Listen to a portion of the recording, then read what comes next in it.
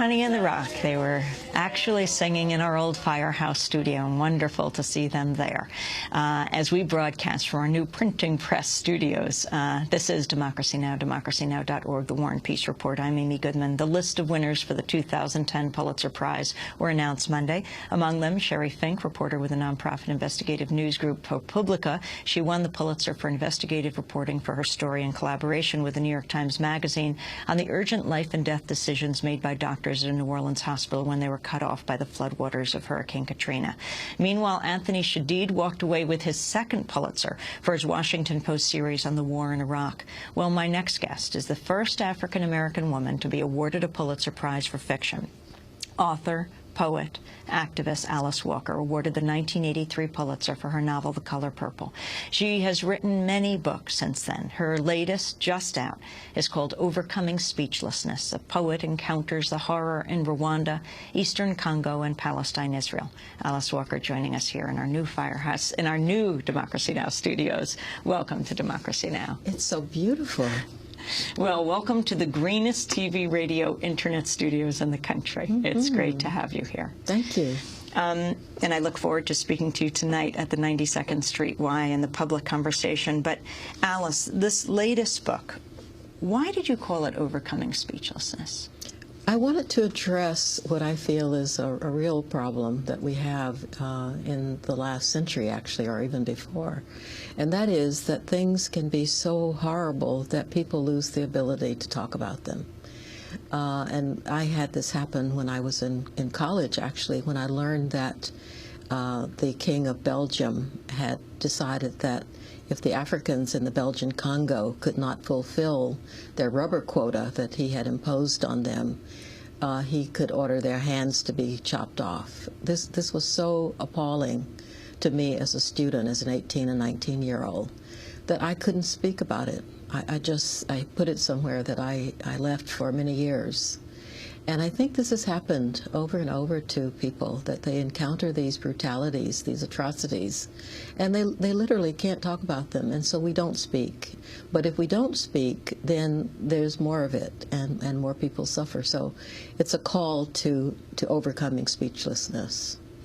We just got word that 8 Red Cross staff have been kidnapped by an armed group in the eastern Congo. 7 Congolese and 1 Swiss national were seized on Friday afternoon near the town of Mama.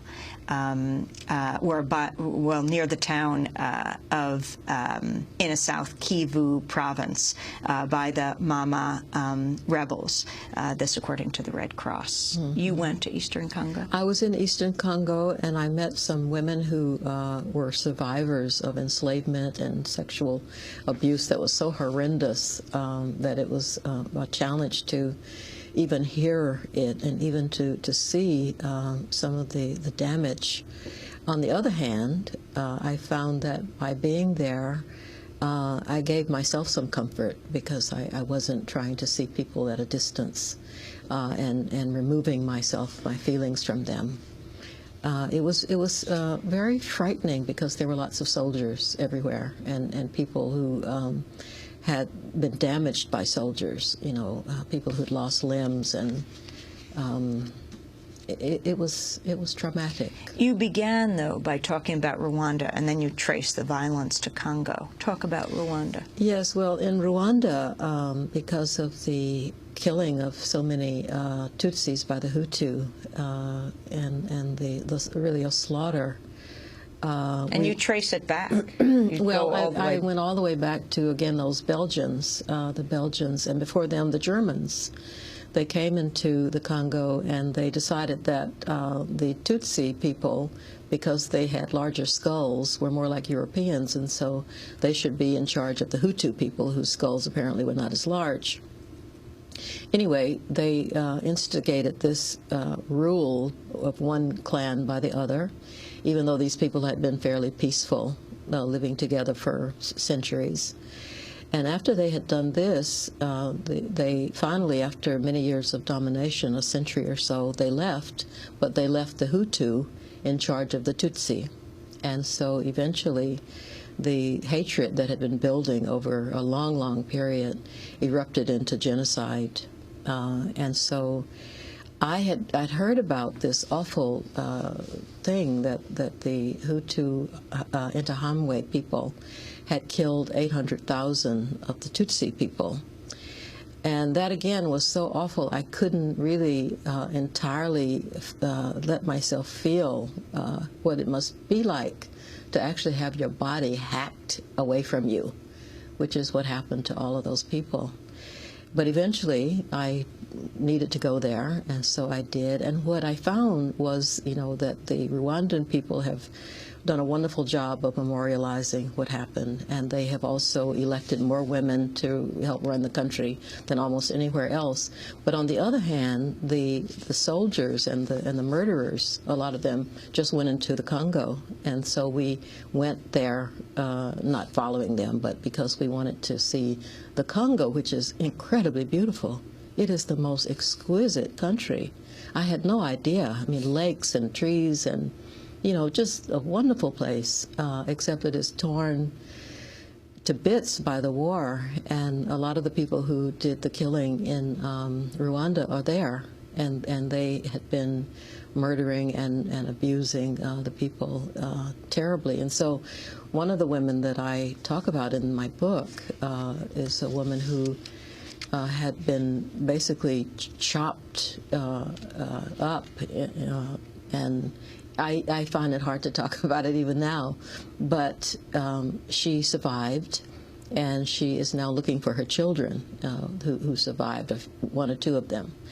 The Interahamwe people had shot her son and her husband, killed them.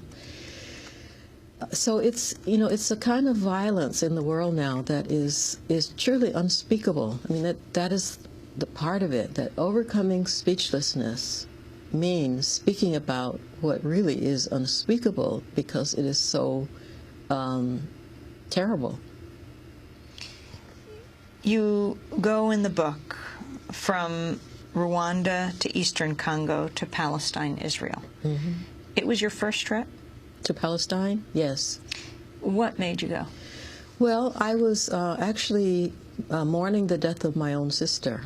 And I thought that, she was, much older, and she was sick, and she died, and we'd had a horrible 5 or 6 years before she died. And so I thought, when she dies, I won't be devastated. And I was completely devastated. It was so painful.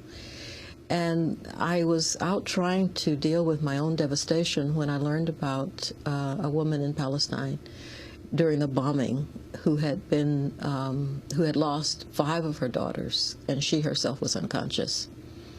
And it just instantly connected me to her. I felt, what will this be like? Who will tell her? Who will tell this woman when she wakes up that your 5 daughters are dead? And so I felt that I had to go and present myself to this situation and to be attentive to it in a way that I had started being many years before, except that at the time I was married